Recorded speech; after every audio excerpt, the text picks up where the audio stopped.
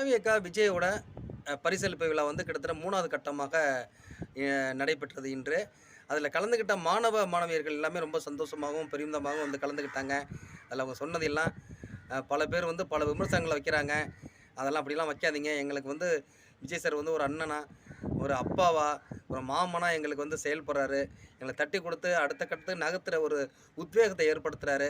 தயவுசெய்து தவறான வீடியோக்கள பதிவு பண்ணாதீங்க. விஜய் அண்ணா, நீங்களும் அது மாரி வீடியோக்கள கண்டு நீங்க வந்து எந்த களங்கமும் ஏற்படுத்த வேண்டாம்.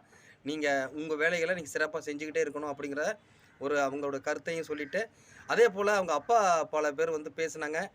அவங்கலாம் பேசும்போது நீங்க வந்து ஒரு உண்மையிலேயே புரட்சி தலைவர், புரட்சி தலைவி, புரட்சி கலைஞர், அடுத்து நீங்க ஒரு புரட்சி தளபதியா இருக்கிறீங்க அப்படின்னு சொல்லி வாழ்த்திட்டு, நீங்க ஒரு மிகப்பெரிய வெற்றிய பெறுவீங்க.